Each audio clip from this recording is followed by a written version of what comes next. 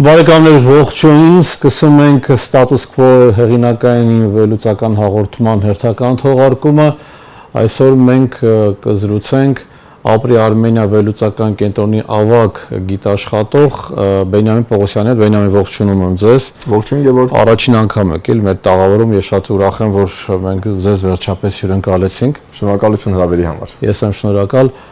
Լավ լուրն այն է, որ 5 գերիներ Բաքվում գտնվող տարածիորեն կես ժամ առաջ, իհարկե երբ որ եթեր գնա արդեն կլինի մի քանի ժամ առաջ, բայց մենք լուրը իմացանք տարածիորեն հենց Փաշինյանը գրառում կատարեց եւ հայտնեց, որ 5 հոգի արդեն փոխանցվել է այդ հատվածում կամրջի վրա հակարի, փոխանցվել է հայկական կողմին, դա շատ լավ բան է, մենք հուսով ենք, որ մնացած բոլոր գերիներն էլ կհասնեն տուն, իհարկե այստեղ խնդիրներ կան շատերի հետ կապված, Ռուբեն Վարդանյանի մնացածի հետ կապված, բայց գոնե այս 5 հոգին, որոնց խոստանում են 2 ամսում, մի քանի ամսում վերադարձան, 5 տարի հետո վերադարձան, բայց ավելի լավ է ուշ, քան երբեք, ինչպես ասում են։ Բենյամին, ես ուզում եմ խոսենք թրիփի մասին, այսօր պատահական չի, որ ընտրել ենք այս պաստառը։ Մենք տեսանք, որ Մարկո Ռուբիոն եւ արտգործնախարար Միրզոյանը հանդիպեցին եւ արդեն տեքստը ըստ էության պատրաստ է։ Ես վստահ եմ դուք ծանոթ եք տեքստին։ Եկեք տեքստով այսպես ասած անցնենք։ Նախ ձեր առաջին տպավորությունը։ Տեսեք, նախ առաջին տպավորությունը, որ առայժմ սա իրավական ուժ չունեցող փաստաթուղթ է, ին գնահատմամբ ավելի շատ սկզբունքներն են թրիփի գործունեության, որոնք ենթադրում եմ հետո ամենայն հավանականությամբ արդեն կֆիքսվեն իրավաբանական ուժ ունեցող փաստաթղթերում։ Դա կլինի երկկողմ պայմանագիր, միջպետական պայմանագիր, արդյոք դա պետք է վավերացվի Միացյալ Նահանգների կոնգրեսի եւ Հայաստանի Հանրապետության ազգային ժողովի կողմից, դա ասել չեմ կարող եւ այդ իրավաբանական նրբությունների մեջ չել ցանկանա մտնել, բայց առայժմ սա սկզբունքների մի ժողովածու է, որոնց հիման վրա գործելու է թրիփը։ Երկրորդ, ինչքանով եմ հասկանում, այստեղ հետաքրքիր ձևով փորձ է արվում միավորել երկու թվում է իրար հակադիր գաղափարներ։ Առաջին դա անխոչնդոտ անցում Ադրբեջանից դեպի Նախիջևանի ինքնավար հանրապետություն եւ երկրորդ Հայաստանի իրավազորության ինքնիշխանության ապահովում։ Եվ տեքստին ուշադրից ծանոթանալուց հետո տպավորություն կա, որ ամերիկացիներին կարծես թե հաջողվել է ինչ որ կերպ այդ խնդիրը լուծել, այսինքն մի կողմից կա այսպես կոչված այդ առաջնային գրասենյակ կամ ֆրոնտ օֆիս գաղափարը եւ ենթադրվում է, որ այսպես ասենք սահմանահանձողների Ադրբեջանի քաղաքացիների առաջին հերթին, գուցե նաև այլ պետությունների քաղաքացիների հետ զուտ այսպես ասենք շփումները, ֆիզիկական շփումները իրականացնելու են ոչ թե ՀՀ համապատասխան մարմինների աշխատակիցները, այլ այդ ստեղծվելիք Trump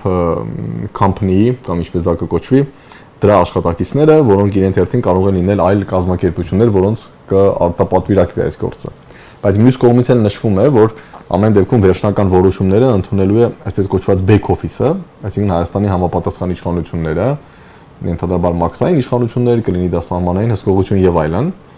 Այսինքն գոնե տեքստից տպավորություն է ստեղծվում, որ Հայաստանի պետական մարմինները հնարավորություն են ունենալու անհրաժեշտության դեպքում որոշակի անձանց կամ որոշակի բեռների թույլ չտալ անցնել Հայաստանի տարածքով։ Այսինքն մի կողմից կարծեք թե կա բավարարում Ադրբեջանի այն պահանջի եւ նախագահ Ալիևը բազմիցս հնչեցրել է, որ մենք չենք ցանկանում, որպեսզի մեր քաղաքացիները այդ Սյունիքով անցնելիս, այսպես ասենք, առնչվեն հայերի հետ, այսպես ասեմ։ Կարծես մի կողմից դա է ապահովում, մենք կարող ենք ենթադրել, որ այդ trip company-ն գուցե ոչ հայազգի մարդկանց հետ պայմանագիր կկնքի կամ այլ կազմակերպության հետ կկնքի պայմանագիր, որը կներգրավի գուցե ոչ հայազգի կամ ոչ քաղաքացի մարդկանց, ովքեր այդ այսպես ասենք մարդկային շփումը իրականացնեն։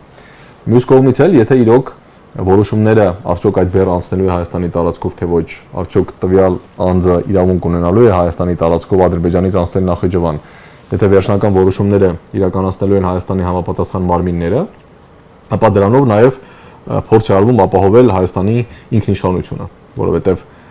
ասենք վերջին 1-1.5 տարիների ընթացքում, ինչքան ես եմ շփվել ադրբեջանցի փորձագետների հետ եւ դու նույնպես, մենք բոլորս էլ այդ այսպես կոչված track to դիվանագիտության տարբեր հանդիպումներում եւ հարթակներում մասնակցում ենք, ադրբեջանցի փորձագետները ասում են, որ այո, պետք է լինի շփում ոչ Հայաստանի քաղաքացիների կամ ոչ հայերի հետ, կամ նույնիսկ ամեն ինչ պետք է լինի թվայնացված, ընդհանրապես մարդկային շփում չպետք է լինի, այսինքն անձնագրային եւ մաքսային ստուգումները պետք է անցկացվեն ավտոմատ սկաներների կամ այլ տեխնիկայի միջոցով, բայց նաեւ իրենք ասում են, որ ըստ Ադրբեջանի պատկերացման անխոչնդոտ անցում նշանակում է, որ թեև Հայաստանը կամ Հայաստանի համապատասխան մարմինները տեղեկանալու են բեռների եւ անձանց մասին, այսինքն տեղեկանալու են, որ X քանակությամբ այս բեռը կամ այսինչ անուն ազգանունով ադրբեջանցին անցնելու է Հայաստանի տարածքով դեպի Նախիջևան, սակայն Հայաստանի համապատասխան մարմինները իրավունք չեն ունենալու որոշել օրինակ այս կամ այն բեռի կամ այս կամ այն անձի անցման արգելումը։ Այսինքն Հայաստանը միայն տեղեկանալու է, բայց չի կարող ասել, որ ենթադրենք այս անձը ես չեմ ցանկանում, որպեսզի մուտք գործի Հայաստանի տարածք։ Հիմա այս 6 էջանոց փաստաթղթից տպավորություն է ստեղծում, որ ամեն դեպքում Հայաստանի համապատասխան մարմինները նման լիազորություն կարծես թե ունենալու են, այսինքն ըստ անհրաժեշտության կարող են արգելել այս կամ այն անձի կամ այս կամ այն բեռի, դա կլինի մեքենա, դա կլինի գնացք եւ այլն, անցումը Հայաստանի տարածքով։ Հետեւաբար նորից եմ ասում, փորձ արվել ինչ որտեղ մի կողմից մասամբ բավարարել Ադրբեջանի պահանջները կամ ձգտումները, որ մենք չենք ցանկանում շփվել հայերի կամ գոնե Հայաստանի քաղաքացի համապատասխան պետական հիմնարկների ներկայացուցիչների հետ, եւ մյուս կողմից էլ Հայաստանին ասել, որ ամեն դեպքում դու քո իրավազորությունը պահպանում ես, որովհետեւ այնպես չի որ քեզ միայն տեղեկացնելու են, որ այսքան այս տոննայով այս բեռը եւ այս անձին կանցնելու են։ Դու ոչ միայն տեղեկանալու ես, այլև հնարավորություն ես ունենալու ըստ նպատակահարմարության կամ ըստ անհրաժեշտության կանխել այդ անձանց կամ բեռների անցումը։ Մի խոսքով այսպեսի նախնական ընկալումներ տեքստից։ Հա, մի քիչ խճճված է ստացվում, իհարկե թղթի վրա մի փոքր այլ է, այստեղ մի փոքր հարց է առաջանում, որ որևէ հիշատակում այնտեղ գրեթե չկա ադրբեջանական կողմի, այսպես ասած, մեկը back office է, մեկը front office է, Ադրբեջանին ոչ մի անուն տված չի, թե ինքը ինչ է տեղ ունի, այսպես ասած, ստատուս կարգավիճակը որն է Ադրբեջանի, թե միայն բավարարյան է, որ ինքը այդտեղով անցնելու է եւ վերջ։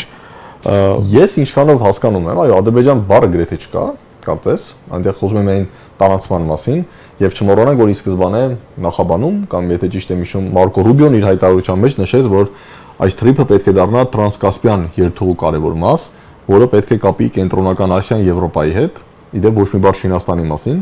Հիշում եք վերջին տարիներին ինտենսիվորեն խոսվում է Ռուսաստանի թրիփը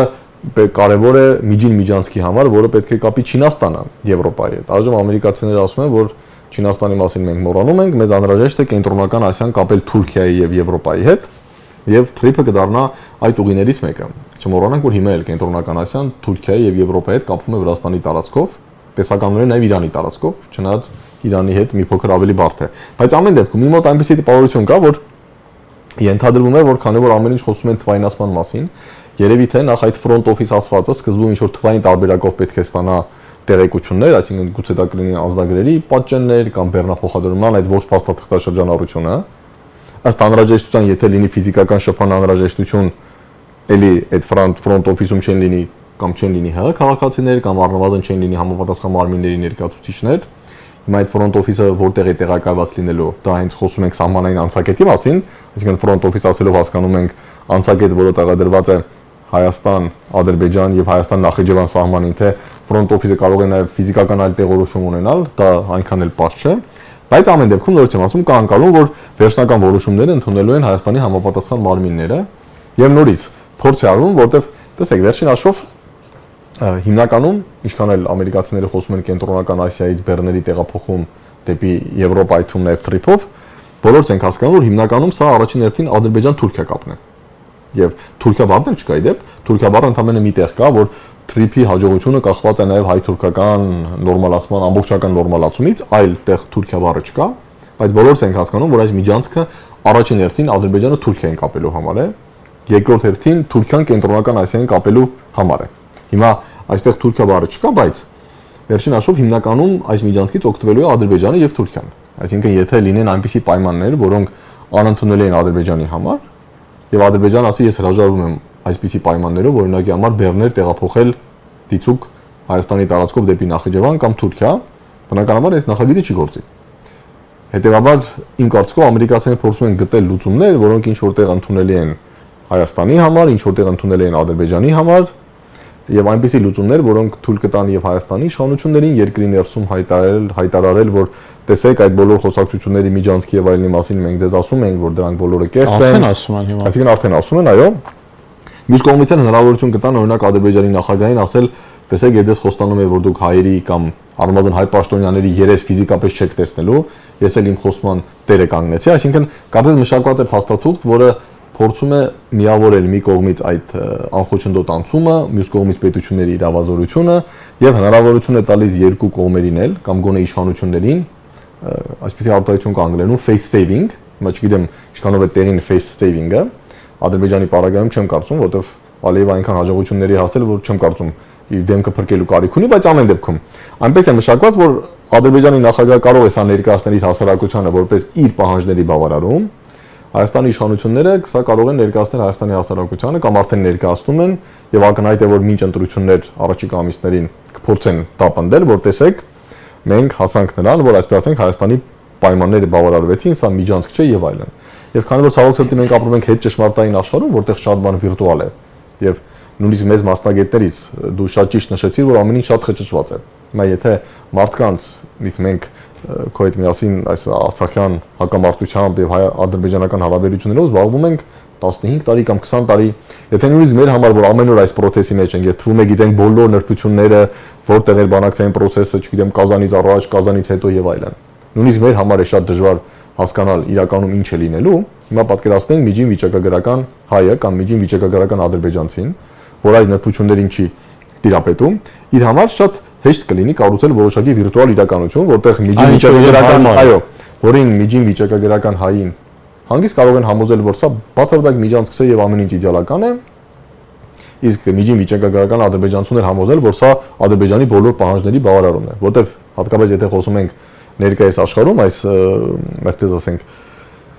հատկապես ինֆորմացիոն թվային տեխնոլոգիաների արհեստական բանականության հետ պայմաններում, այլևս ինձ թվում է այնքան էլ կարևոր չէ իրականում ինչ է, կարևոր այն է թե մարդիկ ինչպես են դա անցալում։ Այսինքն եթե մարդկանց մեծ մասը Հայաստանում համոզվի, որ այստեղ կա 0 միջանցքային տրամաբանություն, արդեն նույնիսկ կարևոր էլ չէ, հիմա այդ միջազգային տրամաբանություն կա, դա 0% է, 10% է։ Կարևոր այն է, որ մարդկանց մեծ մասը համոզված է, որ կա 0 միջանցքային տրամաբանություն,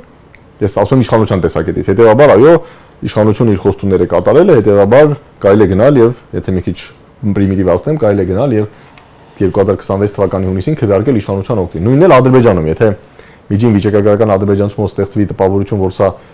նույն Զանգեզուրի միջանցքն է, ինչ որ իդեպ Ադրբեջանը հայտարարում է, հենց նախագահ Ալիևը իր վերջին հարցազրույցում տեղական ԶԼՄ-ներին, կարծես հունվարի 5-ին, էլի հայտարարեց, երբ իրեն հարց տրվեց, որ Զանգեզուրի միջանցքի մասին ենք խոսում, հիմա դա թրիփ են ասում, ինչ է նշանակում, Ալիևն էլ շատ հանգիստ ասեց, որ անուններին մի խափնվեք, անունները ոչ մի նշանակություն չունեն, մենք ստանալու ենք այն ինչ ուզում ենք, հիմա դա կոչվի Զանգեզուրի միջանցք, կոչվի վերելակ թե ինչ, դա մեզ չի հետաքրքրում։ Հիմա եթե ադրբեջանցիների մոդել կամ ադրբեջանցիների մեծամասնության մոդել կարողանան ստեղծել իրականության ընկալում, որ այո, այնինչ մենք ուզում էինք, դա իրականացվել է, ստացվում է, որ ինչպես բոլոր գոհ են երջանիկ։ Հայաստանի քաղաքացիները կլինեն երջանիկ, որովհետև նրանք վստահ են, որ միջանցք չէ, Ադրբեջանի քաղաքացիները կլինեն երջանիկ, որովհետև վստահ են, որ սա միջանցք է թեկուզ ուրիշ անունով, իսկ իրականությունը կմնա ինչ որտեղ մեջտեղներում։ Բայց Բենյամին, գետնի վրա մի քիչ երևի թե ճիշտ եք ասում, այդ հետ ճշմարտային իրավիճակը հենց այդպեսին է, որ ըստ ներկայացման է, ինչպես է ներկայացնում, բայց եթե փորձենք փորձագիտական ձևով նայել, ոչ թե ըստ ներկայացման, ապա նախ այստեղ հարցեր են առաջանում ներդրման հետ կապված, ով է այդքան ներդրում անելու, արդյոք ամերիկյան կողմը պատրաստ է այդքան ներդրում անել, այդ մեկ։ Երկրորդը Ադրբեջանը դեռ չի արձագանքել էս։ Այո, ես էլ ինչքան հետևել եմ, գոնե պաշտոնական արձագանք։ Գոնե այս պահին դեռ չկա այդ արձագանքը, իսկ դա ինչ որ առումով պիտի այդ puzzle-ը հավաքվի, եթե Ադրբեջանն էլ ենթադրենք ասի, այո, մենք համաձայն ենք այս ամեն ինչի հետ եւ դա միանշանակ։ Այո, եթե չէ, այդտեղ հարց են այլ առաջանալու, քանի որ ադրբեջանական տրամաբանությունը, ինչպես որ դուք էլ նաեւ շատ լավ գիտեք, քանի որ այդ հանդիպումներում ճիշտ եք նշում, փորձագետների հետ շատ բաներ մենք հասկանում ենք, հա, իրենց մոտեցումներում, իրենք մեզ համարում են պարտված կողմ, այո, եւ հետեւաբար իրենք ասում են, որ դուք ակնկալիքներ պիտի չունենաք, ընդհակառակը, այն ինչ որ արվում է, դա պետք է շնորհակալ լինեք, որ մենք այսպես ենք ձեզ հետ վարվում եւ ոչ թե ենթադրենք ուղղակի օկուպացնում ենք Գերմանիայի նման մենք ձեզ կիսում ենք կամ չգիտեմ ընդհանրապես ինչ որ կապիտուլյացիա ենք ենթարկում։ Հիմա այստեղ հարցն սա է, որ եթե իրենք այդքան ագրեսիվ մոտեցում ունեն, ապա սա այս փաստաթուղթը, եթե հենց այսպես էլ ընդունվի, ինքը չի համապատասխանում այդ ադրբեջանական ըստիս Ինչքան էլ դուք այո ճիշտ եք ասում, այդ միջանցքը կարելի է ներկայացնել որպես դա միջանցք, բայց որքան հասկանում ադրբեջանական կողմը ավելի թափանցիկ ճանապարհ է ուզում, քան այն ինչ որ մենք հիմա տեսնում ենք։ Ես երևի թե ձեր հետ կհամաձայնեմ, որ ես կասեմ ամբողջությամբ չի համապատասխանում, որտեղ եթե ընդունենք, որ Ադրբեջանի պահանջը նա էր, որ Հայաստանի իշխանությունները կամ համապատասխան մարմինները միայն պետք է տեղեկացված լինեն բեռների եւ անձանց մասին, բայց իրավունք չպետք է ունենան արգելել որևէ անձի կամ բեռի տեղաշարժում կամ տեղափոխում Հայաստանի տարածքով, ինչքանով կարող ենք դատել այս 6 էջանոց փաստաթղթից, Հայաստանի համապատասխան մարմինները ունենալու են հնարավորություն կայացնելու որոշումներ եւ ասել, որ օրինակ այսինչ անուն ազգանունով մարդը չպետք է թրիփով անցնի եւ Ադրբեջանից գնա Նախիջևան։ Այս բեռը պիտի չմտնի Հայաստան։ Կամ այս բեռը չպետք է մտնի Հայաստան, ինչը այո, նշանակում է, որ Ադրբեջանի ամբողջական պահանջները չեն բավարարվում։ Բավարարվում է պահանջի այն մասը, որ մենք չպետք է, այսպես ասենք, դեմարդեմ շփում ունենանք հայերի հետ կամ հայ պաշտոնյաների հետ, այդ մասով բավարարվում է, բայց 100%-ով անխոչնդոտ անցում, որ ցանկացած անձ իրավունք ունի անցնելու եւ այդտեղ Հայաստանի իրավունք ունի որևէ բան անել, այո, այս 6 էջանոց փաստաթղթից ստացվում է, եթե իհարկե սա նաեւ դառնա իրավական պարտադիր բնույթ ունեցող փաստաթուղթ եւ այլն, բայց այո, դուք ճիշտ եք։ Ադրբեջանի ամբողջական պահանջները չեն բավարարվում։ Հիմա ինչպեսին կլինի Ադրբեջանի դիրքորոշումը,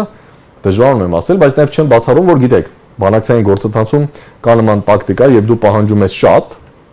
լավ իմանալով, որ նույնիսկ այս շատի կեսն էլ քեզ բավարարում է։ Հետո դու այդ շատը չես ստանում, ասում ես բավարարվում եմ կեսով եւ տպավորություն ես ստեղծում, որ դու զիջման գնացիր կամ ինչ որտեղ ինչ որ բաներ կորցրիր։ Հիմա մենք չենք կարող նաեւ բացառել, որ երբ Ադրբեջանը ասում էր, որ դա պետք է լինի 100%-անոց անխոչնդոտ եւ Հայաստանի իշխանությունները չպետք է որևէ իրավունք ունենան որևէ անձի կամ բեռի անցումը թույլ չտալ, դա նրանց մաքսիմալիստ պահանջն էր, սակայն նույնիսկ այս տարբերակը, երբ այսպես ասենք չկա շփում ադրբեջանցիների եւ հայերի միջեւ, մյուս կողմից կա անկանում, որ Հայաստանը ինչ որ դեպքերում կարող է թույլ չտալ, բայց քանի որ այստեղ կա նաեւ ամերիկյան կողմը, ընդ որում 74% բաժնեմասով, մենք կարող ենք ենթադրել, որ դժվար թե Հայաստանը շատ հաճախ նման խոչընդոտներ ստեղծի, որովհետեւ դա այսպես ասենք կարող է չտեղավորվել խաղաղության տրամաբանության մեջ։ Ուսանե Ադրբեջանի համար սա էլ է բավարար արդյունք, այսինքն դե յուրե Հայաստանը ստանում է հնարավորություն ինչ որ անձանց կամ բեռների անցումը թույլ չտալ, բայց դե ֆակտո գուցե դրանից օգտվում է շատ հազվադեպ։ Բայց այնպես հասկանում Ադրբեջանը վստահություն չունի հայկական կողմի նկատմամբ, որ ենթադրենք ասել է լավ թղթի վրա գրված է, դե յուրե ինչպես դուք եք ասում, ունի այդ հնարավորությունը եւ իրավունքը խոչընդոտելու, բայց երբեք չի կիրառել։ Կամ շատ հազվագյուտ դեպքերում կկիրառի։ Այսինքն Ադրբեջանը իհարկե շատ հետաքրքիր հիմա այդպես բան է դառնում, կծիկ նորից թնջուկ։ Մենք ներդրման մասին կուզեի մի քիչ խոսենք, որովհետև էլի հասկանալի չէ թե ով է այդ գումարները դնելու, դա ահռելի ենթակառուցվածքներ են, նոր զրոյից կառուցվող, նաև երկաթգծի հարց կա այդտեղ, ու էլի նորից հարցը մնում է ով է այդ գումարը տալու եւ նաև ռուսական կողմի հետ կապված ռուսական կողմը այնպես չի որ հրաժարվել է նույն այդ թրիպի ուղուց օգտվել կարծեք։ Ես կասեի, որ ռուսական կողմը ընդհակառակը հստակ ասում է, որ առանց իր մասնակցության թրիփը չի կարող լինել։ Եթե նայենք այդ Կալուգինի հայտարարությունը, որը կարծես թե 4-րդ դեպարտամենտի ղեկավարն էր ԱԳՆ-ի եւ նաեւ Ռուսաստանի դեսպանի հարցազրույցը տարեվերջին կամ հունվարի սկզբին,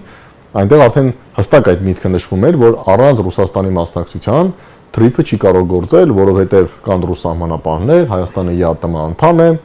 եւ կար նաեւ այդ կոնցեսիայի խնդիրը, գիտեք նաեւ ընդհանում է վեճ Հայաստանի կառավարությունը պնդում է, որ քանի որ 2008 թվականին այդ երկաթգիծը Մեղրի տարածքով արդեն, այսպես ասած, ոչնչացված էր ֆիզիկապես, դա կոնցեսիայի մաս չէ, Ռուսաստանը պնդում է, որ դա կոնցեսիայի մաս է կամ առնվազն ակնարկում է ֆինանսների մասով։ Տեսեք, մի կողմից նաև Հայաստանի արգոսնախարարը Վաշինգտոնից իր Մաուլի ասուլիսում հայտարարեց, երբ նրան հարց տրվեց իսկ ինչու Միացյալ Նահանգները 74%, նա ասեց, դե որովհետև Միացյալ Նահանգները ֆինանսական եւ քաղաքական ներդրումներ է անելու։ Բայց մյուս կողմից մենք փորձագիտական մակարդակում շատ ենք լսում, որ Միացյալ Նահանգները առանձնապես որևէ ֆինանսական ներդրում անելու ցանկություն չունի եւ դրա համար ենթադրում է, որ նաեւ Եվրամիությունը կարող է մասնակցել, գիտեք այդ հայտարարությունները եւ թե ԵՄ դեսպանը Հայաստանում եւ թե նաեւ այլ բարձրաստիճան պաշտոնյաներ Բրյուսելից մի քանի անգամ ասել են, որ այո, մենք պատրաստ ենք մասնակցություն ունենալ թրիփին կամ այսպես ասենք, խոսվում է նաեւ որ գուցե ֆինանսավորում կարող է գալ այդ Global Gateway այդ շատ մեծ Եվրամիության ծրագրից, այնպես որ այստեղ պետք է ուրեմն վարկով գումար տանել Հայաստանի իշխանությանը, որը օգտագործել է ինչպես հարավի պարագայում։ Չնայած հանուն արդարության տեսեք, ես իհարկե լոգիստիկայի մասնագետ չեմ, բայց եթե մենք խոսում ենք միայն երկաթուղու կառուցման մասին եւ անկեղծ ինձ թվում է այդ հայտարարությունները, որ նավթամուղեր կանցնեն, գազամուղեր եւ այլն, դրանք մի փոքր հստակ չեն, որտեղ հասկանալի չի ում նավթն է անցնելու, որտեղից այդ նավթը, որտեղից ուր է գնալու, ինչու կամ ինչու է ում երկրի գազը եւ ուր է գնալու, երկաթգիծը շատ ավելի հստակ է։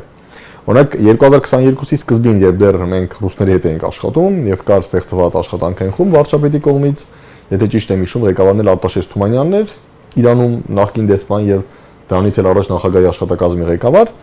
նա հայտարարեց 2022-ի սկզբին, որ եթե խոսում ենք միայն այդ 43-44 կիլոմետր երկաթգծի վերականգնման մասին, Արաքս գետի երկայնքով, ապա դրա համար ենթադրաբար անհրաժեշտ կլինի մոտ 250 միլիոն ԱՄՆ դոլար։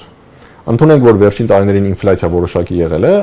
ենթադրենք այդ թիվը հիմա դառել է 300 կամ 350 միլիոն դոլար։ Բայց եթե անգամ չեմ կարծում, որ դա ահռելի մեծ գումար է, այսինքն եթե առաջնային խոսքը երկաթուղու կառուցման մասին է, եւ եթե խոսում ենք ընդհանրապես 300-350 միլիոն դոլարի մասին, ապա տեսականորեն չեմ բացառում, որ շատ միջազգային ֆինանսական կազմակերպություններ, սկսած Համաշխարհային բանկից մինչև Արժույթի միջազգային հիմնադրամ, Եվրոպական ներդրումային բանկ եւ այլն, պատրաստ կլինեն ֆինանսավորել, գուցե շատ ցածր տոկոսադրույքով վարկերով, չեմ բացառում, որ գուցե Եվրամիությունը ինչ որ առումով կարող է նաեւ որպես դրամաշնորհ տրամադրել այս գումարը, բայց ին գնահատամբ գումարը այստեղ գլխավորը չէ։ Այո, եթե մենք խոսենք 30-40 միլիարդ դոլարի մասին, ես կասեի իհարկե շատ բարդ է գտնելը, բայց եթե գոնե երկաթգծի մասով խոսում ենք 300-400 միլիոն դոլարի մասին, կարծում եմ գլխավորը այստեղ գումարը չէ, գլխավորը այն է, ինչպես նաև դու նշեցիր, որ արդյոք Ադրբեջանը կհամաձայնի with սրան, որտեղ եթե Ադրբեջանը չի համաձայնվում, ընդհանրապես նույնիսկ ներդրումների մասին խոսելն է անիմաստ, որովհետև անիմաստ է թեկուզ քիչ գումարով տախսել երկաթգիծ, որից ոչ ոք չի օգտվելու։ Իսկ եթե Ադրբեջանը չի օգտվում այդ երկաթգծից, բնականաբար այդ երկաթգիծը չի աշխատում։ Բնական է, ինձ թվում է հակառակը, Ադրբեջանը եւ նորից էլի հիշենք մեր վերջին հանդիպումները ադրբեջանցի փորձագետների հետ, իրենք շատ հստակ նշեցին մի բան, որ ես կասեմ ինչ, դրանից հետո ես դա էլի մի քանի տեղ լսեցի, որ Հայաստանը մտահոգվելու, այսինքն թող չմտահոգվի առանձնապես թե այդտեղ այդ երկաթգիծը ում է պատկանում, դա պատկանում է Ադրբեջանին։ Շատ լավ հիշում եք, որ նման խոսակցություն եղել է, որ խորհրդային տարիներից դեռևս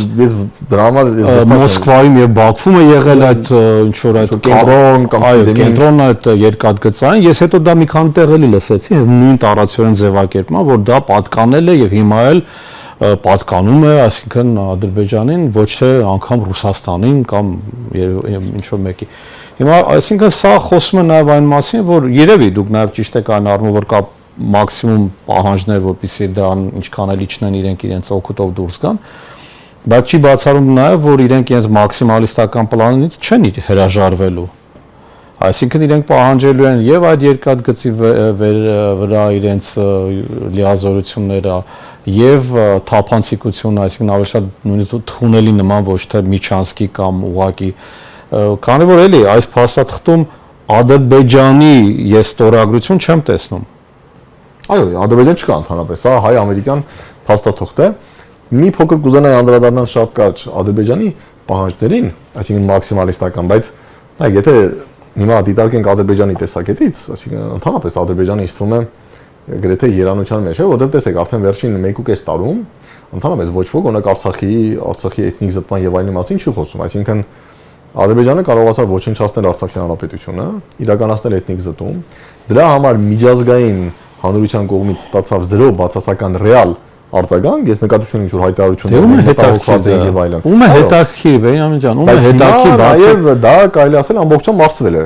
Ես վերջին քննարկումներում եւ դու ես մասնակցում, ես էլ վերջին 1-1.5 տարում դա կլինի փորձագետներ, դիվանագետներ, ընդհանրապես Արցախ բառ չկա, որ ախր Արցախայեր եւ այլն, այսինքն Ադրբեջանը ամբողջությամբ դա մարսել է եւ ընդհանրապես դա օրակարգից հանված է։ Այսինքն Ադրբեջանի համար շատ մեծ նվաճում է։ Ես կասեի նույնիսկ